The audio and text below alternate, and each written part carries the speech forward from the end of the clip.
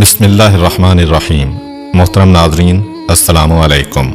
ایک دن ابو جہل اور ولید بن مغیرہ نے مشورہ کیا کہ نبی اکرم صلی اللہ علیہ وآلہ وسلم کو مسجد الحرام میں قتل کر دیا جائے، اور طے یہ پایا کہ جب رسول خدا مسجد میں آ کر نماز پڑھیں گے تو اس وقت ولید ان پر حملہ کر کے ان کا کام تمام کر دے گا۔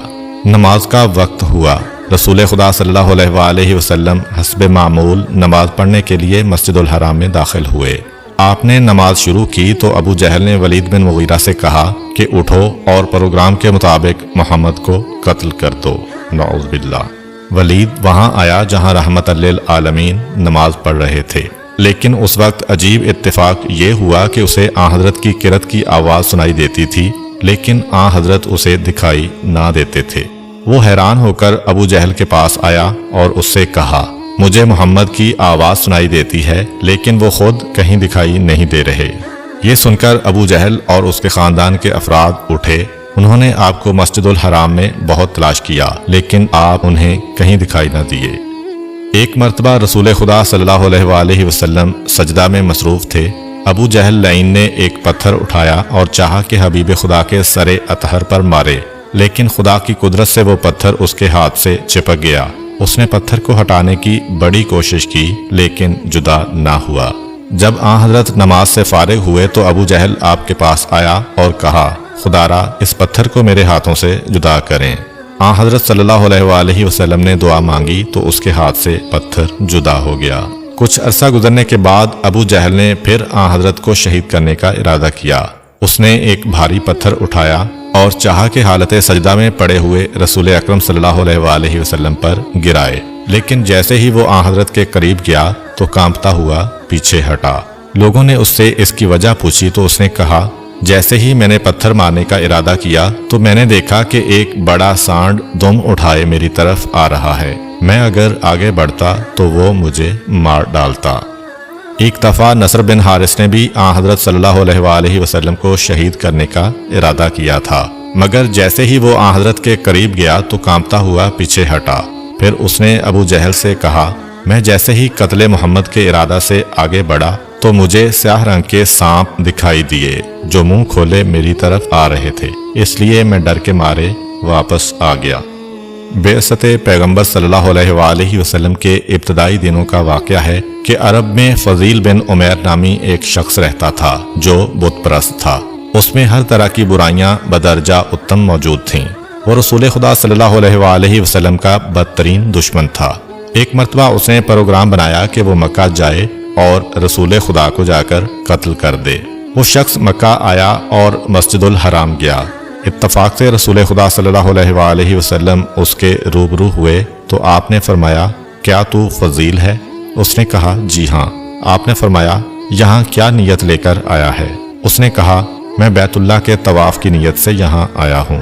نبی اکرم صلی اللہ علیہ وآلہ وسلم نے فرمایا، خدا سے مغفرت طلب کر اور اس کے حضور توبہ کر اور اس کے دین سے تمسک اختیار کر۔ شیطان نے تیرے دل پر پھونک ماری ہے اور اس نے تجھے ایک ایسے فعل کے متعلق دھوکہ دیا ہے جسے صرف وحشی افراد ہی سر انجام دیا کرتے ہیں، اور وہ فعل قتل ہے۔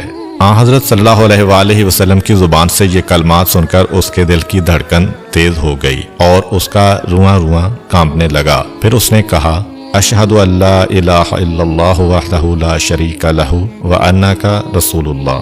میں گواہی دیتا ہوں کہ اللہ وحدہ لا شریک کے علاوہ کوئی معبود نہیں ہے اور آپ اللہ کے رسول ہیں۔ اس طرح وہ فی الفور اسلام لے آیا اور بعد میں اچھا مسلمان ثابت ہوا۔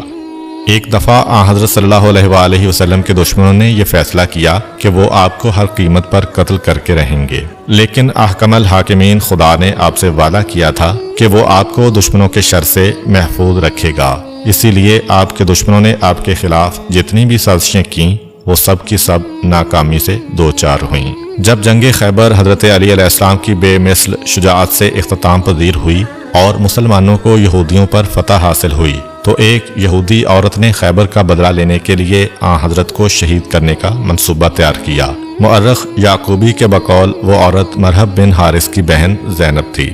اس نے ایک بکری ذبح کی اس کے گوشت کو بھونا اور اس پر مہلک زہر ڈال کر رسول اکرم صلی اللہ علیہ وآلہ وسلم کی خدمت میں لے آئی اور اسے آن حضرت کے سامنے بطور ہدیہ پیش کیا۔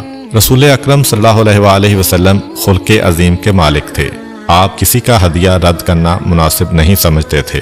آپ نے اس عورت کا ہدیہ بھی قبول کیا۔ آپ نے بکری کے گوشت کا لقمہ ہاتھ میں لیا اور منہ میں رکھا تو اللہ تعالیٰ نے بکری کے گوشت میں بولنے کی قوت عطا کی اور اس سے یہ آواز آئی، یا رسول اللہ، میں زہر آلود ہوں۔ آن حضرت نے گوشت سے ہاتھ اٹھا لیا۔ آپ کے اس طرز عمل سے یہودی عورت کو یقین ہو گیا کہ آن حضرت اس کی خیانت سے واقف ہو چکے ہیں اور وہ اس سے انتقام لیں گے، اور آن حضرت کے پیروکار اسے زندہ نہیں چھوڑیں گے۔ نہیں معلوم وہ اسے کیسی کیسی ایذائیں دے کر قتل کریں گے، اور یہ انتقام صرف اس کی ذات تک محدود نہیں رہے گا بلکہ اس کے پورے قبیلہ سے اس خیانت کا انتقام لیا جائے گا۔ الغرض اپنا تاریک مستقبل سوچ کر وہ عورت تھر تھر کانپنے لگی۔ رحمت عالم نے کسی غصہ کا اظہار کیے بغیر اس سے فرمایا، اے عورت، تو نے یہ جرم کیوں کیا؟ کیا میں نے تجھ سے کوئی برائی کی تھی؟ یہودی عورت سوچنے لگی کہ وہ کیا جواب دے کہ وہ خطرہ سے بچ سکے۔ کچھ دیر سوچنے کے بعد اس نے کہا، یا رسول اللہ، میری طرف سے معذرت قبول کریں، میں آپ کا امتحان لینا چاہتی تھی اور میں نے اپنے دل میں یہ سوچا تھا کہ میں انہیں زہر آلود کھانا پیش کروں گی۔ اگر وہ نبی ہوں گے تو وہ اس زہریلے کھانے کو نہیں کھائیں گے، اگر وہ نبی نہیں ہوں گے تو زہریلا کھانا کھا کر ہلاک ہو جائیں گے۔ رحمت للعالمین نے اس عورت کو معاف کر دیا اور اسے جانے کی اجازت دے دی۔ چنانچہ وہ اپنے دامن میں ناکامیاں سمیٹ کر واپس چلی گئی۔ ایک دفعہ کا ذکر ہے کہ نبی کریم صلی اللہ علیہ وآلہ وسلم ایک فوجی دستہ لے کر مشرکین کے ایک گروہ سے جنگ کرنے کے لیے مدینہ سے روانہ ہوئے۔ مشرکین مقام ذی امر پر آپ کے مقابلہ کے لیے جمع ہو چکے تھے۔ جب مشرکین نے اسلامی لشکر کو اپنی طرف آتا ہوا دیکھا تو وہ اس جگہ کو چھوڑ کر ادھر ادھر منتشر ہو گئے۔ رسول خدا اور آپ کے صحابہ نے ان کے انتظار کے لیے وہاں پر پڑاؤ ڈال دیا۔ اس دوران کچھ بارش ہوئی جس سے آن حضرت کا لباس بھیگ گیا۔ آپ نے اپنے پڑاؤ کو چھوڑا۔ کچھ دور درختوں کا جھنڈ تھا۔ آپ وہاں تشریف لے گئے اور اپنے کپڑے خشک کرنے کے لیے درختوں کی ٹہنیوں پر پھیلا دیے۔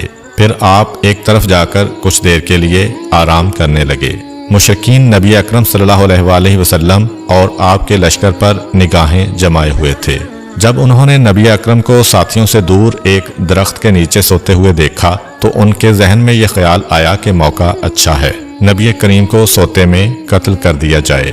چنانچہ مشرکین کا سردار وہاں آیا جہاں آپ سوئے ہوئے تھے۔ اس نے تلوار بلند کر کے آپ سے کہا، محمد، بتاؤ اس وقت میرے ہاتھ سے تجھے کون بچا سکتا ہے؟ نبی اکرم نے فرمایا، اللہ بچا سکتا ہے۔ آپ کا جواب سن کر اس کے بدن پر کپ کپی طاری ہوئی اور اس کے ہاتھ سے تلوار گر پڑی۔ آپ نے آگے بڑھ کر اس کی تلوار اٹھائی اور فرمایا، بتاؤ تجھے میرے ہاتھ سے کون بچا سکتا ہے؟ اس نے کہا، کوئی بچانے والا نہیں ہے۔ پھر اس نے آپ سے معذرت طلب کی۔ آن حضرت نے اسے معاف کر دیا۔